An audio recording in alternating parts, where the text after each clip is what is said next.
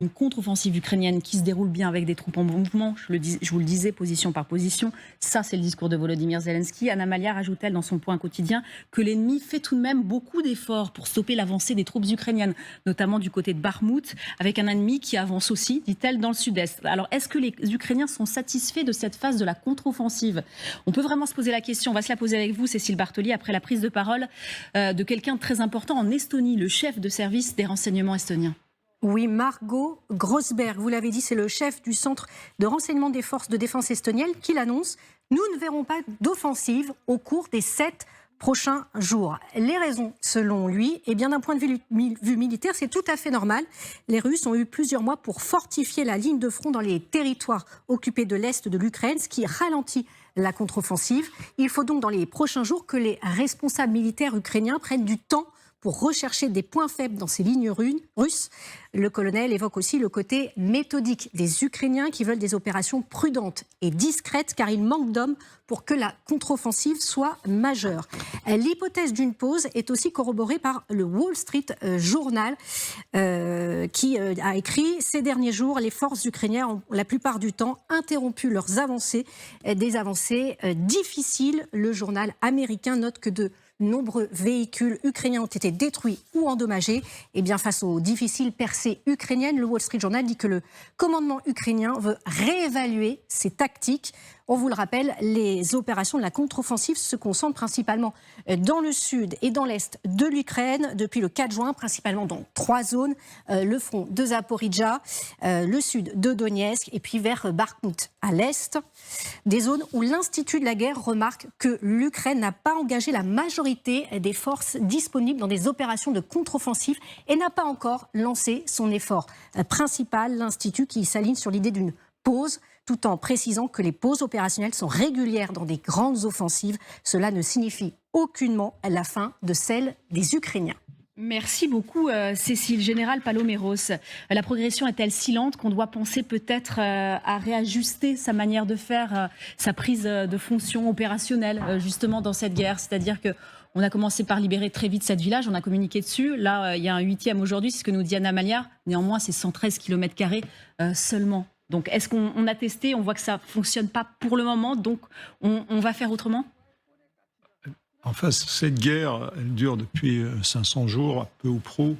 Et elle nous a prouvé que on était maintenant vraiment dans le dur du conflit. C'est-à-dire, cette durée, elle a entraîné aussi des effets, de la fatigue, d'un côté, des morts, évidemment, dont le nombre est difficile à mesurer, mais qui sont très importants. Et surtout, elle a donné aux deux parties, finalement, l'occasion, en quelque sorte, de s'aguerrir. Et ça, on est en train de le constater, évidemment, du côté des Russes, qui sont dans une position défensive qu'ils connaissent, qu'ils savent maîtriser. Ils ont eu le temps de s'organiser. Ce qui est assez étonnant, c'est que, finalement, tout ça se déroule sur l'ensemble du front, c'est-à-dire plus de 1000 km. Plus de 1000 km, c'est ça. Alors qu'on aurait pu penser qu'il y avait des parties du front qui étaient plus vulnérables. Non, mais il semble que ça ne soit pas le cas. Et ça, c'est la difficulté pour les Ukrainiens. C'est effectivement, et rien n'est surprenant dans ce qui est annoncé, c'est pas des pauses, en fait. C'est que les Ukrainiens, ils sont comptables de leurs hommes, ils sont comptables aussi des équipements. On a vu, ils ont des équipements, mais ils n'en ont pas pléthore. Donc, il faut qu'ils soient très vigilants vis-à-vis de tout ça. Ils ne mènent pas la guerre comme les Russes, ils ne mènent pas la guerre à coups de centaines de soldats qu'on envoie en première ligne. C'est pas ça leur idée. Et M. Zelensky n'a pas du tout cette stratégie en tête. Donc, c'est difficile. Alors maintenant, trouver les points faibles, ça, c'est pas simple. Les Russes, ils se défendent donc sur plusieurs lignes. Premier élément, ils ont miné évidemment une partie de... Eux, ils sont vraiment présents, semble-t-il, sur l'ensemble du front, et c'est ça un peu l'enjeu. Et ils utilisent maintenant aussi des moyens, des tactiques qui font déjouer les Ukrainiens. Par exemple, ils brouillent les communications, ils sont capables de brouiller les communications satellitaires. Et ça, évidemment, ça, en termes de précision, les munitions de précision qui sont utilisées, les drones ont besoin de ces communications. Ils sont aussi capables de mieux identifier les Ukrainiens. Ils ont des moyens de renseignement, visiblement, qui se sont améliorés. Donc, il faut s'attendre à ce que cette phase-là, elle soit assez longue, parce que l'Ukraine, soit elle est en train de peaufiner sa tactique, ou alors elle remet en cause sa stratégie, en disant est-ce qu'on peut arriver au résultat politique, entre guillemets, à l'objectif recherché, ou est-ce qu'il ne faut pas, comme certains le préconisaient, concentrer sur un seul axe. Un seul axe, oui. Mais avec le risque, évidemment, de se faire déborder. Donc c'est extrêmement compliqué pour les Ukrainiens qui sont en train de mesurer que l'absence d'une aviation digne de ce nom est quand même un sacré handicap dans cette situation, et qu'ils s'apprêtent à mettre en œuvre et à perdre beaucoup d'hommes et beaucoup d'équipements s'ils veulent vraiment atteindre leur objectif. C'est ça. Vous ne parlez pas de pause, vous utilisez quel terme alors du coup, si on ne parle pas de C'est l'évolution du conflit. Évolution logique du conflit. Toutes les guerres nous démontrent ça. Regardons ne serait-ce que la Deuxième Guerre mondiale, peut-être celle qui se rapproche le plus de ce qu'on voit aujourd'hui. On a eu l'impression que le front avançait d'un seul coup, pas du tout. Les Allemands qui étaient sur la défensive ont retardé au maximum l'offensive des Alliés. Donc, c'est pas étonnant, les Russes ont eu le temps de se préparer, ils savent ce qu'ils ont en face d'eux, ils ont bien évalué les forces et ils ont un nombre de combattants potentiels qui est extrêmement important. Rien d'étonnant, mais néanmoins, est-ce qu'il doit dire ça ? Je me pose la question, le chef du renseignement des services estoniens, parce que tout le monde dit, oula, il faut pas parler, il y avait Pierre Servan qui disait là, moins on en dit mieux c'est, il prend un risque énorme à dire ça, comme par exemple aussi dans un autre registre, le ministre de la Défense allemand a pris un risque énorme en disant, on n'aura peut-être pas les moyens pour aller jusqu'au bout et vous fournir des chars Léopard.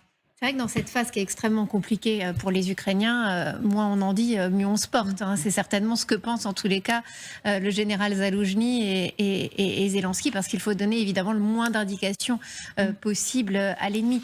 Sur l'affaire de la pause, ou en tous les cas de la réévaluation, il y a aussi quelque chose que les Ukrainiens regardent de très près, c'est comment se comportent les troupes russes en face et comment elles réorganisent leur dispositif.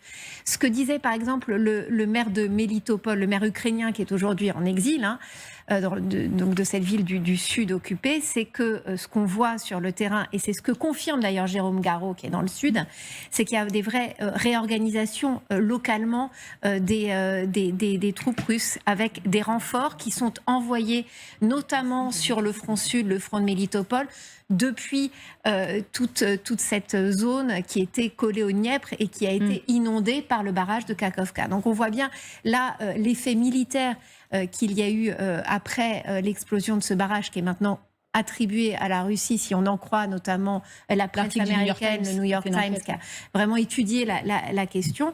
Donc on voit que les troupes russes, n'ayant plus besoin de protéger ce flanc sur le Dniepr, qui est maintenant totalement inondé, revoient le dispositif, renvoient des renforts dans le sud. Et ça aussi, c'est important pour l'état-major ukrainien. Il faut voir comment les Russes se comportent en face pour évaluer, et on est peut-être dans cette phase-là aussi en ce moment. Alors, ce chef du service de renseignement estonien, il a fait aussi une estimation quant aux pertes de l'équipement occidental, vous savez, ces fameux chars Léopard et Bradley, sur lesquels d'ailleurs communiquait le ministère russe de la Défense il y a une semaine, sur ces destructions. On va y revenir parce qu'il y a encore d'autres images et d'autres destructions sur lesquelles il communique. Moins de 10%, nous dit-il, des équipements occidentaux auraient été perdus dans les opérations qui ont été menées jusqu'à présent, tout en reconnaissant que ce chiffre, il pourrait augmenter dans les prochaines opérations. Voici comment communique encore aujourd'hui, une semaine après, le ministère russe de la Défense. Regardez, là on communique sur la destruction de chars français. Écoutez. Les Français, bande de bâtards. Ça, c'est un tank à vous, ça. Vous dites que la France, c'est le pouvoir. C'est ça que vous dites ? Réaction générale. Si on dit char français, déjà c'est un AMX-10 RC, c'est ça ? Les AMX-10 RC, oui, donc c'est des engins. Ceux qui vont très très vite là. Blindés, qui vont vite, qui sont légers. Oui, dans une guerre, il faut s'attendre à perdre non seulement des personnels, mais du matériel. C'est une guerre d'attrition, maintenant on le sait. C'est une guerre d'attrition, c'est une guerre industrielle aussi. À quel rythme les uns et les autres vont pouvoir recompléter leur stock ? Ça, et là, vraiment, pour les Occidentaux, aujourd'hui, c'est vraiment le débat. Et 10% de matériel perdu, selon lui, en 15 jours, c'est beaucoup ou pas ? D'abord, ce chiffre, je ne sais pas comment il a pu l'évaluer. Moi, je suis assez d'accord avec vous. Je ne sais pas pourquoi ce colonel parle comme ça. Non, mais c'est vraiment étonnant. Parce qu'on n'a pas... Vraiment, les Ukrainiens n'ont pas besoin de ce genre de déclaration, me semble-t-il. Mais sur le ratio, ça vous paraît beaucoup ? Juste après, je referme la parenthèse. 10%, ça veut dire quoi ? C'est 10% sur quel type de matériel ? Si c'est des matériels légers, par exemple, il y a beaucoup de mines, donc ils peuvent perdre ou endommager, parce que ces matériels ne sont pas forcément perdus ad vitam aeternam, sauf s'ils sont saisis par l'adversaire.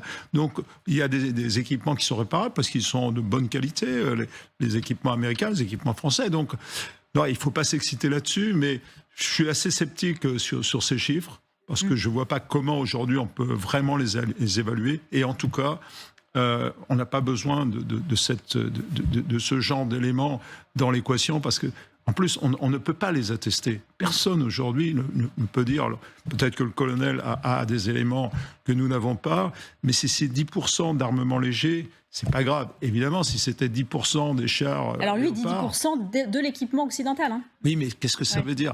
Vous avez des. Et il évoque les pare-balles. il évoquait les Bradley et les Léopards. Ouais. Les léopards, ça serait plus embêtant, mais ça m'étonnerait que les Ukrainiens aient engagé un nombre de léopards conséquent dans la profondeur et qui soient. On les verrait d'ailleurs. Il y a eu des montages assez évidents des médias russes sur les léopards, mais on n'en a pas vu beaucoup. Tout à fait, ça rappelle, excusez-moi, juste plutôt ce qu'a dit M. Poutine à propos qu'il sait exactement les chiffres de tanks, les chars qui étaient amenés par l'Occident et combien on était déjà abattus sur les lignes de front, combien il y avait des léopards parmi. Donc ça me paraît un peu bizarre cette information et je ne sais pas pourquoi ça sort aujourd'hui. Quel est l'enjeu de cela pour faire quoi? Emmanuel Véron, avant qu'on reparle de Vladimir Poutine, très vite, on va continuer cette guerre de la communication. Là, on communique sur la moindre destruction possible, le moins d'endommagement possible. Ça fait une semaine que les Russes ont commencé. D'ailleurs, les Ukrainiens le reconnaissaient. Hein. Quand Benoît Cristal va les voir, ils disent oui, c'est vrai que là, sur ce terrain de la communication, il y a peut-être un avantage aux Russes actuellement, hélas. Il va falloir qu'on se reprenne aussi. Oui, ça fait partie de la guerre informationnelle, ou en tout cas de l'instrumentalisation de l'information et de la manipulation de l'information. Et ça, les Russes ne sont pas les derniers, si je puis dire, puisqu'il y a une longue expérience des services russes, KGBistes et post-KGBistes, pour manipuler l'information. Ça fait partie de l'ensemble de la guerre. Et sur les pertes, on peut s'interroger effectivement pourquoi des déclarations de ce chef de ce service de renseignement militaire estonien, cet officier, ça pose question, indépendamment du fait qu'il vient confirmer un certain nombre de sujets que l'on sait par ailleurs sur la fortification. Regardez, on voit le SIG République française, on l'a vu sur un papier, là, les chars AMX 10 RC qui seraient détruits. Est-ce qu'il va falloir une réponse de la France? Est-ce qu'il va falloir à un moment que la France communique aussi? Ou la technique, c'est de rien dire, mais les mots sont assez durs quand même, hein, les mots fleuris employés par ces soldats russes? En tous les cas, l'une de nos équipes qui est sur le terrain, sur ce front sud, avec lequel je discute, confirmait que la brigade qu'il suivait avait perdu certainement 2 AMX 10 RC. Donc il y a des pertes, il y a des pertes de toute manière dans le matériel occidental. Mais j'ai envie de dire, les Occidentaux s'y préparent et savent qu'une guerre, forcément, il y a de la casse dans le matériel. Ce qui est important, c'est de préserver déjà les hommes au maximum. Et ça aussi, c'est quelque chose qu'on a vu ces derniers temps. C'est-à-dire que c'est vrai que le matériel occidental, les chars notamment, peuvent sauter sur les mines. Mais la plupart du temps, les hommes, les soldats qui se trouvent à l'intérieur, les vies sont sauves. Et c'est ça aussi qui est important. Après, c'est vrai que ce chiffre de 10% va certainement faire réfléchir dans les chancelleries occidentales. C'est une évidence parce qu'il va falloir prévoir la suite. Mais encore une fois, on la prévoit la suite. Quand Thierry Breton donne une interview dans la presse française, donc commissaire européen qui s'occupe de la défense et qui dit que tout un plan est mis en place pour qu'il y ait 1 million de munitions, notamment de gros calibre, qui soient livrées et fait sur place en Europe et livré aux Ukrainiens dans l'année, c'est bien la preuve qu'il y a une prise de conscience que cette question de la logistique, de l'approvisionnement en matériel va être décisive pour les mois à venir, parce que tout ça va durer longtemps. Une prise de conscience, mais est-ce que ça peut nous faire réfléchir dans les populations occidentales qui voient ça là? C'est destiné à nous, en fait, à nous, occidentaux. Aussi, regardez ce qu'on fait de vos chars. Aussi, oui, pas uniquement. A priori, il y a la cible première est probablement l'Ukrainien, les troupes ukrainiennes et la population civile ukrainienne, y compris l'état-major, Zelensky, etc. Mais effectivement, en toile de fond, vous avez raison, Anne, c'est bien évidemment les opinions occidentales ou les décideurs en Occident. Et pour revenir sur ce que le général Palomero disait, c'est la question du rythme industriel. C'est-à-dire qu'à côté américain, il y a une saturation dans la construction de matériel, dans l'assemblage, etc. C'est les 3-8. Et en Europe, avec un rythme beaucoup moindre, beaucoup moins intense, parce que c'est une question industrielle, de capacité industrielle, l'Europe est moins costaud, si je puis dire. Et donc là, par rapport à cette saturation et la livraison de matériel et le front, comme on le voit, il y a un véritable besoin de faire plus, mais comment? C'est ça le problème. Donc, livraison, on revient au même sujet, livraison de matériel qui n'ont pas déclassé, mais qui est dans des hangars, etc. Donc, question des avions de chasse, question d'autres matériels, question éventuellement d'autres blindés, et encore des munitions, et encore des armes à feu, etc. etc.